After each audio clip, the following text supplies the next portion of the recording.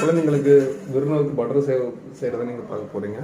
இது என்னமா? அரிசி மாவு 1 கப், 2 ஸ்பூன் கடலை மாவு, 3 ஸ்பூன் வறுத்த பொரிக்கடலை, அப்புறம் கொஞ்சம் வெண்ணெய்.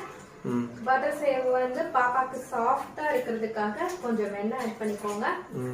அப்புறம் உப்பு, அப்புறம் காயம், சரி. இந்த பட்டர் சேவை முறை டெஸ்ட் பண்ண போறது இந்த பாப்பா தான். தண்ணி தெளிச்சு கொஞ்சம் சாஃப்டா உருட்டி மாவா வச்சுக்கோங்க. இது ரொம்ப நேரம் வைக்க கூடாது. மாவு ரெடி ஆன உடனே சேவ் பண்ண ஆரம்பிச்சிடலாம்.